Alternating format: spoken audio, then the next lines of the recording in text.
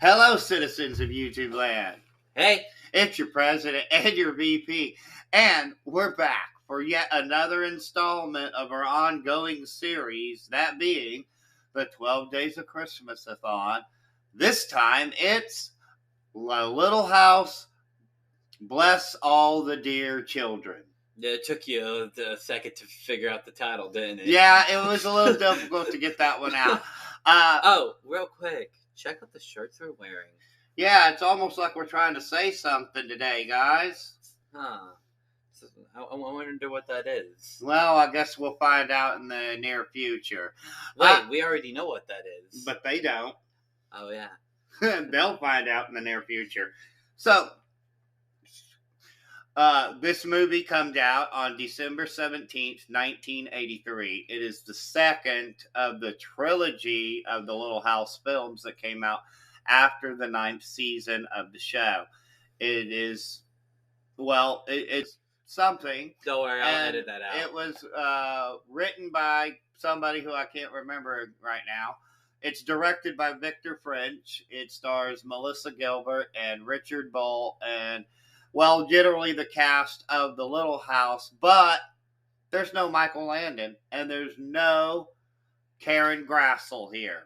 And those being our Charles Ingalls and our Carolyn Ingalls, respectively. And that's going to affect the rating. We'll get into that later, along with some other things. And also the fact that this is an original story, which means it's not based off of any of the books from that I've read. Anyways, I've read up to, I think, Plum Creek, because I've read up to Plum Creek. I haven't read anything else past. Now, full disclosure, for those of you who don't know or maybe can't very well tell by our accents, we do, in fact, live in the Missouri Ozarks, and we're about 50 miles from Mansfield, Missouri, which is where the Little House books were written. So, yes, guys, it's kind of this story, and these stories are very near and dear to our heart. Yeah, I mean, Laura Ingalls Wilder, who wrote the books, and sorry to go on this long tangent here, but she wrote the books while she was living in Mansfield, Missouri, as a direct result of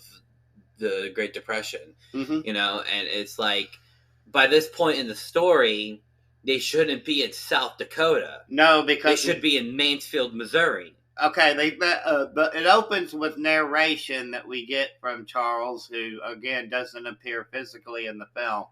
And he tells us that it's the winter of 1896. And there's no snow, apparently, which, again, is another bit of a goof, guys, because it's Minnesota, okay? It's Christmas time. Well, I mean, at this point, even if South Dakota. Well, still, even if they're in this area, okay, and it's Christmas time, there's going to be some snow. Even if there's some melting been going on, there's going to be some. Okay, so that's another drawback. So they said, to explain the not having snow part, that it was unusually warm that winter. Well, but even still, it's Minnesota. And it's the northern part of the United States, of like Minnesota, North Dakota, South Dakota, all of that. There should be at least some snow on the ground. I'm not a weather expert, but you got them Arctic winds that come down from Canada that keep it cold and keep it nasty up there. But we're getting off topic, so let's get into the gist of it. So it's Christmas, 1896.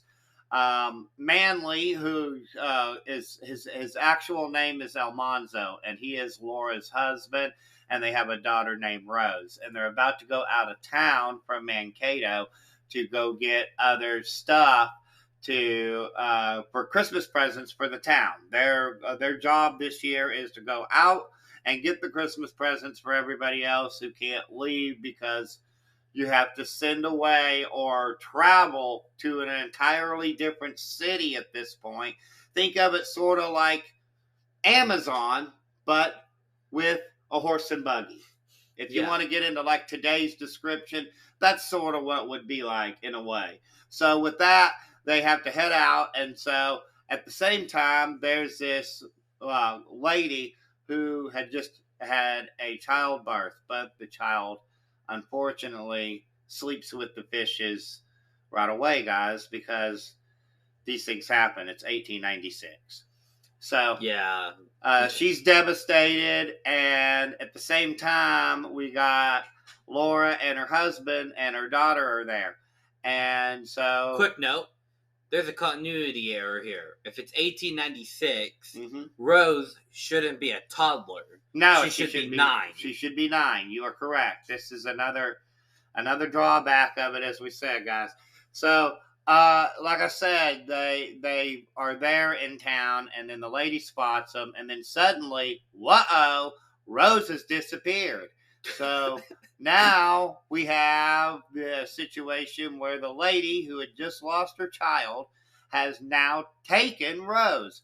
And at the same time, we meet this little boy who just wants a family, okay? He wants a family for Christmas. And they find him at the orphanage, and he tags along on this adventure. And they have Mr. Edwards there at the same time. And the reason why they lose Rose in the first place is because Mr. Edwards is too busy getting drunk in a bar, and he gets into a fight in the middle of the street, and Almanzo has to go and help him. And that's what happens, y'all. So, meanwhile, back in town, we have Nancy. Now, I know a lot of you won't know Nancy, but I will tell you. Go ahead. Quick note. Mr. Edwards, by this point in time, I do believe, should also be sleeping with the fishes. He might possibly be. If I remember the timeline correctly, at this point, he should be. He might possibly be sleeping with the fishes, but not in this story. Because so Nancy, what's continuity? Nancy is the spoiled rich daughter of the Olsons, who they essentially bought from an orphanage to replace Nellie. Yeah. This is what happens because Nellie has moved on with her life and now has a Jewish husband and a daughter of her own. Now you might ask, why is that important in the first place? Well, it's because in an episode in the show, they actually deal with anti-Semitism because of his Jewish heritage a little bit. So that's why it was important to mention why he was, in fact, Jewish. Okay. With that being said, she's really stuck up. She's really rich. She's very snobbish. There's this little boy named Jason who all he wants to do is get a blue scarf for his mom for Christmas. And he still believes in Santa Claus, and it's pretty cute. And he's like 8 years old. And he's like, listen, I'll go around and I'll chop down some Christmas trees, and I'll make some money, and I'll get that scarf for my mama. Well, it doesn't exactly work out that way. But what does end up happening is that Nancy she has to go and get the tree for the Olsons because her father is constantly trying to make her learn the value of hard work. And she's constantly pawning her chores off onto other people. Case in point, the time when she got the overweight kid to do all of her chores for her and into tricking because he was tricked into thinking that she liked him. Yeah, that's how bad she actually is. Okay. So there you go. Duly noted. There you go. So, she basically pays Jason to chop down a Christmas tree for her. Problem is, the tree is too big for him to carry it, so he comes back with a little tree branch. And she's all very upset about it. And then she ends up and goes and chops down the Christmas tree herself, which promptly crashes through the house because she chops down the tree right next to her house, and it goes through her window. And she tells her dad, "You hate me, don't you?" And her dad just says, yes, I do. It's kind of funny, actually. Yeah. So that little sub thread is finished up. So Jason has this branch. He's like, what am I going to do with it? Well, he goes over to Jenny and her uncle's house, and her uncle had never had a Christmas tree before, and he gives him the Christmas tree branch, and that kind of melts his heart a little bit, which plays into something that we'll get into in a little bit.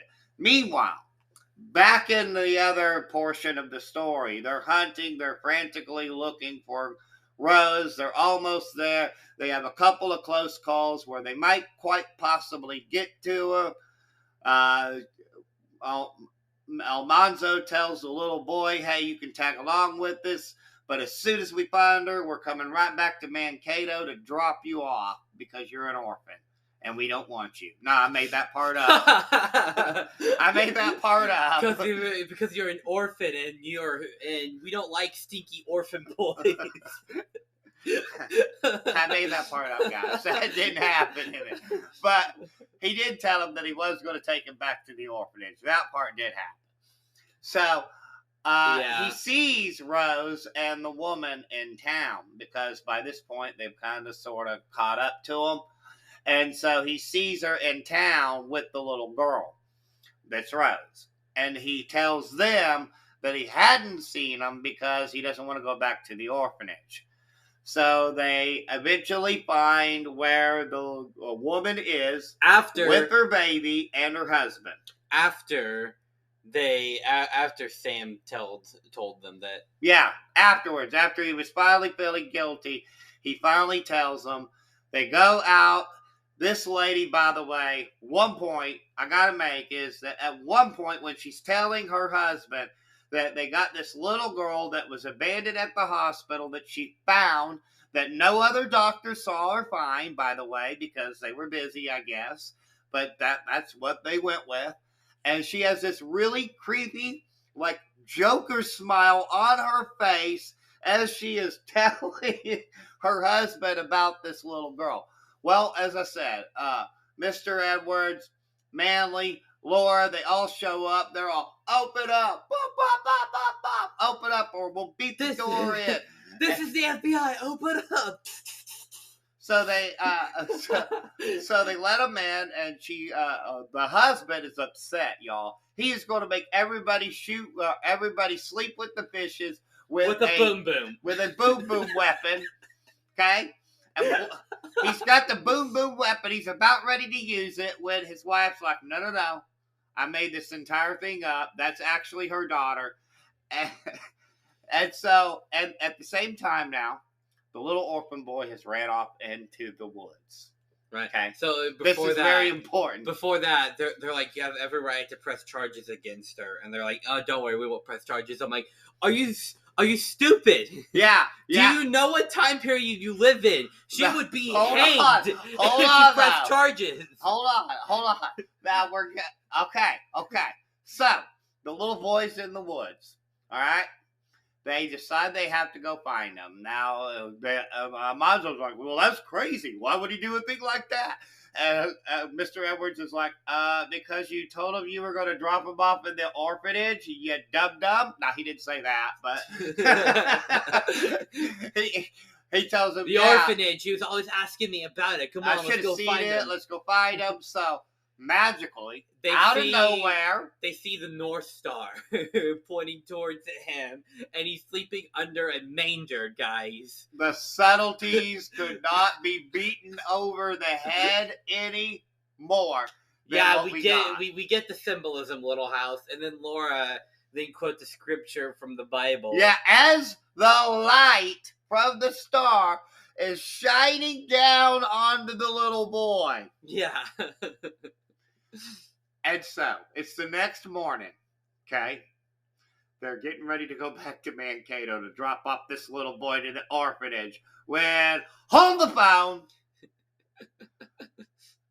The woman and her husband come up with the idea to adopt him. So not only was no charges pressed against her, she was in fact rewarded with a little boy for kidnapping a little girl. What? So, to wrap the rest of the story up though, because we actually skipped ahead there, but to wrap the rest of the story up, to bring it back down a little bit, Jenny's uncle was so moved by getting a Christmas tree branch that he then takes it upon himself to go buy presents for the Carter family and dresses up as Santa Claus right as they're about to tell the little boy that there is no Santa Claus. And he delivers all of the presents to the Carter family.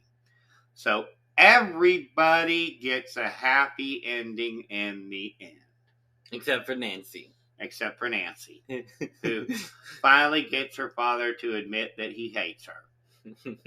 So I guess that was her Christmas present. Yeah. Well, guys, that was A Little House. Bless all the dear children.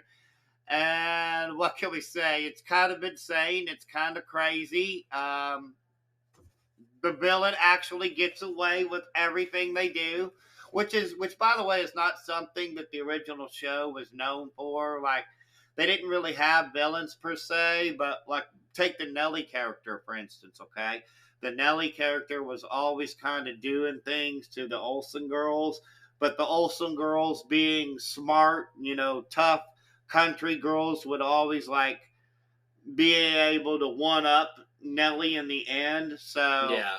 But we didn't get this with this villain. She just straight up is rewarded. Just straight up. And so, as we said, though, with that, those things like that, the fact that it was missing several of the characters from the original show, the fact that it's not that it's an original story and not adapted from the series of novels, it all drops it down. It's still really I won't say it's really good. It's still pretty good. Okay, it's not great. It's not bad. It's just pretty good. So it's 3.5 out of 5. What say you? It's a 3 out of 5. It's average. Yeah, he gives. Okay, that's fair. I can see where you'd come with that. So total combined rating of 3.25 out of 5. However, as always, if you have seen A Little House, bless all the dear children, that's a hard one to get out, and you think that it is the worst Christmas film of all time, well then clearly you have never seen Kirk Cameron Saving Christmas. Kirk Cameron Saving Christmas, which I have not seen, but I kind of want to because I understand that it is amazingly insane and awful. Yep. So I've had the misfortune of seeing it because I'm like, how bad actually is it? And by the time of it, I was like, oh God. All right, guys. So with that being said, though, stay tuned because next time we've got a real doozy. We got a real treat for you. We've got A Ranger Christmas, season 5, episode 13 of Walker, Texas Ranger, which is very important because while we gotta kind of shoehorn this part in, while she was very evil, actually probably as evil as this guy, or maybe this guy. So with that being said, guys, we'll see you guys next time. And there's only one thing left to say, and that is peace and love from Danny and Son. Bye.